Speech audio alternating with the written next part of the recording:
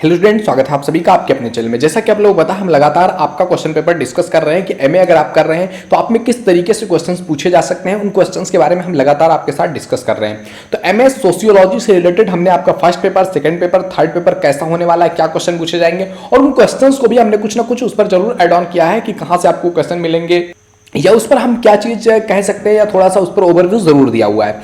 तो ये वीडियो आपके लिए काफी हेल्पफुल हो रहे हैं। आप लोग कमेंट करके जरूर बताया कीजिए कि कितना कितना हेल्पफुल आपके लिए ये चीजें हो रही हैं, एंड हम उसमें और क्या ऐड ऑन कर सकते हैं, कैसे आपकी और ज्यादा हेल्प हो सकती है। तो जरूर आप लोग कमेंट करके बता सकते हैं। ओके, आप लोग इंस्टाग्राम पर भी फॉलो कर सकते हैं। इंस्टाग्राम मेरे पिछले वाले चैनल से ही बना हुआ है, यानी कि @BA, फिर नीचे वाला स्लैश है ये, और उसके बाद स्टडी है, फिर 1 है। तो इस पे जाकर के भी आप अपने कमेंट्स रख सकते हैं, जहां पर डायरेक्टली आप मेरे से बात कर पाओगे। ओके, तो चलिए स्टार्ट करते हैं। इससे पहले अगर आपने चैनल को सब्सक्राइब नहीं किया तो चैनल को सब्सक्राइब करके बेल आइकन हिट कर दो, जिससे कि आपको आने वाली वीडियोस का नोटिफिकेशन मिलता रहे। ओके मेरे दोस्त, तो शेयर कर देना अपने दोस्तों के पास। चलिए स्टार्ट करते हैं आज का पेपर। आप देख सकते हैं पेपर कोड है आपके पास 4685, एमए फर्स्ट ईयर का है, प्रथम सेमेस्टर की सोशियोलॉजी का पेपर नंबर 4, जिसमें आपको पढ़ना है पेपर नंबर 4 का नाम है आपका society and culture in contemporary India. तो ये आपके पेपर का नाम है। टाइम पीरियड दिया हुआ आपको 2 आवर्स का, एंड मैक्सिमम मार्क्स है आपका 75 मार्क्स। अब इसमें आप देख सकते हैं नोट क्या दिया हुआ है आपको। जब सबसे पहले पेपर पढ़ते समय मैं कहता हूं आपको नोट पढ़ लो, क्योंकि ये बहुत हेल्प करेगा आपका टाइम बचत करेगा। आप कौन से क्वेश्चन हल करने, कैसे हल करने, उस पर भी आपको दिखाएगा, जिससे कि आप एक बेहतर वे में लिख सकोगे, जिससे कि आपको अच्छे मार्क्स मिल पाएंगे और टाइम भी आपका बचत होगा। तो इसमें देखो कह रहा है this question paper is divided into 3 sections A, B, C.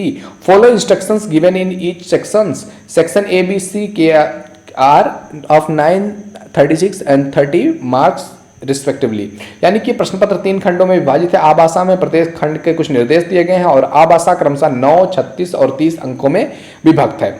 तो इस तरीके से स्टार्ट है। अब आप देख सकते हैं यहाँ पर आपको सेक्शन ए दिख रहा है, यानी कि यहाँ से आपका खंड आ स्टार्ट हो रहा है, जो कि खंड आ आपका बेसिकली क्या होता है। अगर आपने पिछली 3 वीडियोस देखी होंगी तो आपको पता होगा कि खंड आ में क्या रहता है आपका very short answer type question, जो अति लघुत्तरीय क्वेश्चन होते हैं, जिसमें 50 वर्ड्स में आपको लिखना होता है, वो होते हैं। इसके लिए भी आप देख सकते हैं नोट लिखा हुआ है कि this section contains only 1 question which consist of 5 सब क्वेश्चंस, अटेम्प्ट एनी 3 सब questions from the section. Each sub questions carries 3 marks. Word limit for each sub questions is 50 words. यानी कि जो है इस खंड में केवल एक प्रश्न है, यानी कि देख सकते हैं 1 नंबर क्वेश्चन ही है। इसके सब क्वेश्चंस कह रहा है कि इस खंड में 3 उप प्रश्नों के उत्तर देने हैं आपको। प्रत्येक प्रश्नों के 3 नंबर मिलेंगे और 50 वर्ड में आपको लिखना है। यानी कि आप देख सकते हैं 5 क्वेश्चन है, ई नंबर तक है आपका। इन 5 में से किन्हीं 3 क्वेश्चन को लिखना है, और उसका वर्ड लिमिट क्या होगा, 50 वर्ड्स में आपको लिखना है। जैसे कि आप देख सकते हैं ए नंबर क्वेश्चन कह रहा है आपसे परिवार संस्था पर एक संक्षिप्त टिप्पणी लिखिए। Right short note on family institution, क्योंकि परिवार एक संस्था के रूप में काम करता है। एक संस्था का क्या काम होता है कि एक बेहतर तरीके से एक समूह को चलाना ही एक संस्था का काम होता है। तो संस्था के बारे में हमने आपसे बात किया होगा, अगर आपने ग्रेजुएशन में भी पढ़ा होगा सोशियोलॉजी, तो उसमें भी परिवार को एक संस्था कहा गया है।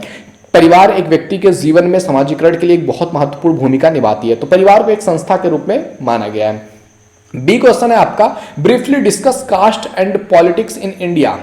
भारत में जाति और राजनीति पर संक्षेप में विवेचन कीजिए कि भारत में जाति और राजनीति एक दूसरे से कितना ज्यादा इन्फ्लुएंस है, तो उसके बारे में आपको बात करनी है। इसके बाद सी नंबर का क्वेश्चन कह रहा है आपसे right short note and popular religion. लोकप्रिय धर्म पर संक्षिप्त टिप्पणी करो कि वो कौन सा धर्म है जो लोकप्रिय होता है।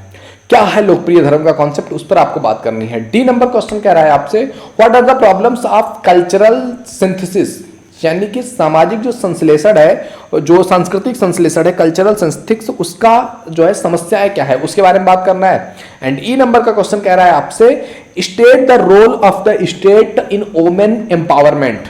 महिला सशक्तिकरण में राज्य की भूमिका को बताइए कि महिला सशक्तिकरण में राज्य की क्या भूमिकाएं हैं, कैसे भूमिका है, उसके बारे में बात करो। तो इस तरीके से आपके ये 5 क्वेश्चन हैं। इन 5 में से किन्हीं 3 पर आपको अपना पॉइंट ऑफ व्यू रखना है इन 50 वर्ड्स। आगे बात करते हैं अगला सेक्शन जो आपका आता है सेक्शन नंबर बी। खंड बा, इसमें आपको देना है answer short answer type questions का, लघु उत्तरीय प्रश्न का, जिसमें आपको नोट दिया हुआ है कि अटेम्प्ट एनी 4 सब क्वेश्चंस आउट ऑफ द 7 सब क्वेश्चंस, यानी कि 5 जो उप क्वेश्चंस हैं उनमें से 4 उप क्वेश्चंस का आंसर देना है। Each sub questions carries 9 marks, यानी कि एक क्वेश्चन के जो है 9 मार्क्स मिलते हैं, 4 आपको करना है, तो 36 मार्क्स आपका यहां से मिलने वाला है, जैसा कि पहले भी बताया जा चुका है। एंड इसको आपको 225 वर्ड्स में लिखना है। तो देख सकते हैं आप यहां पर सेकंड क्वेश्चन में ही आपका ABCDEFG इस तरीके से 7 पार्ट्स में ये पटा हुआ है। अब इन 7 में से किन्हीं 4 का आपको आंसर देना है। जैसे कि आप देख सकते हैं, discuss in detail the marriage institution in contemporary India, जो समकालीन भारत, इस समय का जो हमारा भारत है, इसमें विवाह संस्था पर विस्तार से चर्चा कीजिए कि विवाह क्या है, विवाह क्यों होता है, विवाह की विशेषताएं क्या है, उसको कैसे कैसे किया जाता है, उसकी पूरी सिस्टम प्रणाली को बताइए, तो उसके बारे में आपको डिस्कस करनी है। बी नंबर का क्वेश्चन आप देख सकते हैं, कह रहा है आपसे describe in detail the caste and class system in contemporary India, जो हमारा इस समय का समकालीन भारत है, इसमें जाति और वर्ग व्यवस्था पर विस्तार से जो है वर्णन कीजिए कि जाति व्यवस्था और वर्ग व्यवस्था क्या है। इस पर अभी हमने कल ही वीडियो डाली हुई है, आप जाकर के देख सकते हो बीए स्टडी वाले चैनल पे, जिसमें हमने आपका बीए सेकेंड ईयर का एंशिएंट हिस्ट्री पढ़ा रहे हैं। उसमें सेकंड पेपर पर हमारा ये जो फर्स्ट चैप्टर है ना, वो ही वर्ग और जाति व्यवस्था पर है, बहुत अच्छे तरीके से समझाया है। अगर आप चाहो तो वहां भी पढ़ सकते हो, अदरवाइज इसमें भी जाकर के आप देख सकते हो।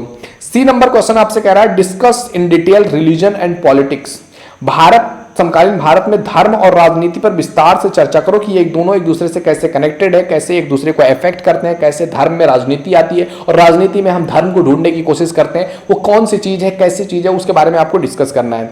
डी नंबर क्वेश्चन आपसे कह रहा है describe in detail the culture in contemporary India, समकालीन भारत में संस्कृति का विस्तार से वर्णन करो कि इस समय संस्कृति कल्चर क्या है, कितना इंपैक्ट कल्चर का पड़ रहा है, कल्चर किस तरह से विघटित हो रहा है, इन सभी चीजों पर आपको डिस्कस करना है। ई नंबर क्वेश्चन आपसे कह रहा है describe in detail the role of non government organisation in women empowerment in contemporary India, समकालीन भारत में जो महिला सशक्तिकरण है, इसके गैर सरकारी संगठन की भूमिका पर विस्तार डालो, यानी कि कई सारी जो है गैर सरकारी संस्थाएं चलती है, जिसको हम एनजीओ भी कहते हैं, नॉन गवर्नमेंट ऑर्गेनाइजेशन, एनजीओ का फुल फॉर्म होता है नॉन गवर्नमेंट ऑर्गेनाइजेशन, गैर सरकारी संगठन, उनकी क्या भूमिका है महिला सशक्तिकरण में। आप देखोगे जब भी महिला सशक्तिकरण के बारे में बात किया जाता है, या महिलाओं के बारे में बात किया जाता है, या महिलाओं के हक के बारे में बात किया जाता है, तो सबसे पहले एनजीओ ही आते हैं। पहले गवर्नमेंट एनजीओ, पहले गवर्नमेंट के जो संस्थान है वो पहले नहीं आते हैं, नॉन गवर्नमेंट ऑर्गेनाइजेशन से पहले आती है जब भी महिला सशक्तिकरण की बात की जाती है, किसी भी पॉइंट पर बात किया जाता है महिलाओं को लेकर के। एफ नंबर का क्वेश्चन कह रहा है आपसे describe the various aspect of women empowerment in Indian society, Bharatiya Samaj में महिला सशक्तिकरण के विभिन्न पहलुओं का वर्णन करो कि वो कौन कौन से पहलू हैं जिसमें महिला सशक्तिकरण होनी चाहिए, कौन से पहलुओं पर सशक्तिकरण हो रहा है, गवर्नमेंट किस तरीके से एक्शन ले रही है, इन चीजों के बारे में बात करना है। अगला क्वेश्चन आपसे discuss in detail the popular religion and the emerging cults in India, Bharat में लोकप्रिय धर्म और उभरते हुए पंथों के जो विस्तार हो रहे हैं उन पर आपको चर्चा करना है कि धर्म क्या है और उभरते हुए जो पंथ है इनका कितना विस्तार हो रहा है, कैसे कैसे हो रहा है, इस चीज के बारे में आपको बात करनी है। तो इस तरीके से आप देख सकते हैं ये 7 क्वेश्चन आपके सामने दिख रहे हैं, 2 क्वेश्चन यहाँ है, 5 क्वेश्चन यहाँ, 4 क्वेश्चन यहाँ है, 6 एंड 1 इधर है 7। इन 7 में से किन्हीं 4 क्वेश्चन का आपको आंसर देना है, जो भी लग रहा है कि ये आपके लिए इजी होगा, आप उसमें कंफर्टेबल होंगे, आप उस क्वेश्चन के साथ जा सकते हैं। इन 7 में से केवल 4 क्वेश्चन का आंसर देना है, 225 वर्ड्स में आपको इसका आंसर देना है। एंड इसके बाद आगे बढ़ना है सेक्शन सी की तरफ। सेक्शन सी में आप देख सकते हैं Khandsa, long answer type questions, दीर्घ उत्तरीय प्रश्न। इसका नोट दिया हुआ है आपसे कि attempt any 2 sub questions out of the 4 questions from this section, each sub questions carries 15 marks, word limit of each sub question is 475 words, यानी कि 2 क्वेश्चन का आंसर देना है, 15-15 नंबर के क्वेश्चन है, तो 30 नंबर आपका यहां से आने वाला है। एंड आपको 475 वर्ड्स में जो है उत्तर देना है। तो यहां आप देख सकते हैं 3 दिया हुआ, A B C D, 4 question आपको दिया हुआ है, इन 4 में से किन्हीं 2 क्वेश्चन का आपको आंसर देना है। अब आप देख सकते हो इसमें ए नंबर का क्वेश्चन कह रहा है आपसे describe in detail the impact of globalisation on Indian culture, भारतीय कल्चर में इंडियन कल्चर का जो ग्लोबलाइजेशन हो रहा है, भारतीय संस्कृति पर वैश्वीकरण के प्रभाव के बारे में बात कीजिए कि अभी जो पूरी दुनिया है, हम केवल इंडिया तक ही सीमित नहीं है, इंटरनेट ने हमें पूरी दुनिया में फैला दिया है। हम आज यहाँ अपने घर पर बैठ करके मैं जो वीडियोस बना रहा हूं, या आप दुनिया के किसी भी कंट्री में बैठे हुए आप इसको एक्सेस कर पाओगे।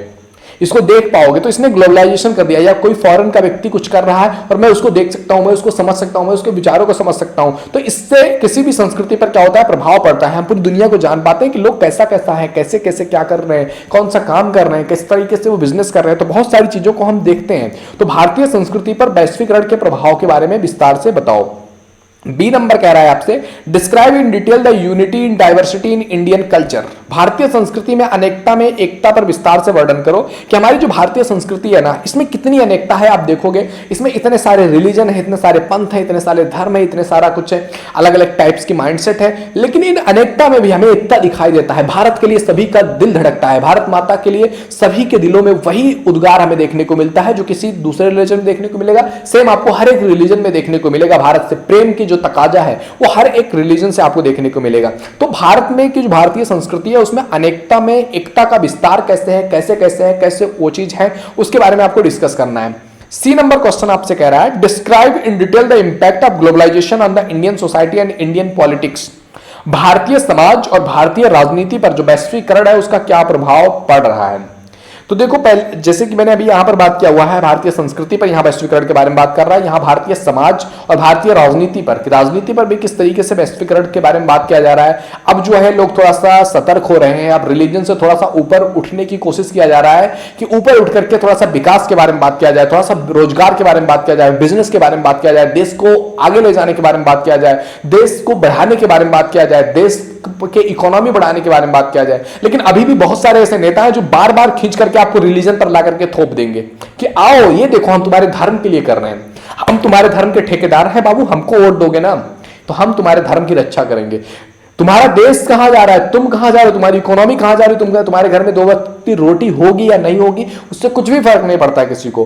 फर्क किससे पड़ता है कि तुम्हारा रिलीजन जो है ना वो सेफ करके रखेंगे। कोई तुम्हारे रिलीजन को सेफ नहीं करने वाला है, ये चीज तुम जान लो। अगर तुम पावर में हो, तुम्हारे पास अथॉरिटी है, तुम्हारे पास पावर है, तो तुम दुनिया के किसी भी रिलीजन में हो, यू आर सेफ। लेकिन अगर आपके पास पावर नहीं, आपके पास पैसा नहीं, आपके पास अथॉरिटी नहीं है, आप दुनिया के कोई भी रिलीजन हो, कितना भी आपको कोई सपोर्ट करने वाला वो सपोर्ट नहीं करेगा। तो इस चीज को हमेशा ध्यान रखना मेरे दोस्त। डी नंबर का क्वेश्चन कह रहा है आपसे, describe in detail the various aspect of women empowerment in ancient period, medieval period and contemporary India. प्राचीन काल, मध्यकाल और समकालीन भारत में महिला के सशक्तिकरण के विभिन्न पहलुओं के बारे में वर्णन करो कि अलग अलग टाइम पीरियड पर महिला का सशक्तिकरण कैसे किया गया। इस चीज के बारे में आपको डिस्कस करना है। तो ये है आपके 4 क्वेश्चन। इन चारों में से किन्हीं 2 क्वेश्चन का आपको आंसर देना है 475 शब्दों में, 475 वर्ड्स में। तो अब आपको देखना है कि इन चारों में से कौन सा ऐसा क्वेश्चन है जो आपको लग रहा है कि yes it is easy for me, या इसका मैं अच्छे तरीके से 475 वर्ड्स में डिस्क्राइब कर पाऊंगा। तो आप उस क्वेश्चन के साथ जा सकते हैं। तो ये क्वेश्चन पेपर था मेरे दोस्त, जिसमें हमने डिस्कस किया इस क्वेश्चन पेपर को कि कैसा मॉडल है, कैसे कैसे क्वेश्चन आपसे पूछे जाते हैं। और ये क्वेश्चन जो आपसे पूछे गए रिपीटेडली पूछे जाते हैं, बहुत सारे एग्जामिनेशन में क्वेश्चन पूछे गए हैं। तो आई होप इस क्वेश्चन से आपको काफी हेल्प होगी आपके आने वाले एग्जामिनेशन में। ओके मेरे दोस्त, तो all the best for your examination. जाइए अपने एग्जाम में अच्छे मार्क्स जरूर लेकर के आइए। आपके कोई भी कमेंट से कोई भी क्वेश्चन है तो जरूर हमें कमेंट बॉक्स में लिख करके आप बता सकते हैं। एंड चाहें तो आप हमें इंस्टाग्राम पर फॉलो कर सकते हैं। हमारा दूसरा चैनल जो है @BA Study, एंड यहाँ पर लास्ट में 1 है, BA Study 1 करके है। आप इस पर जाकर के मुझे सब फॉलो भी कर सकते हैं इंस्टाग्राम पर, जिससे कि आपको और भी अपडेट्स लगातार मिलती रहेंगी। मिलते हैं आपसे अगले वीडियो में, तब तक के लिए जय हिंद, जय Bharat, thank you, bye bye.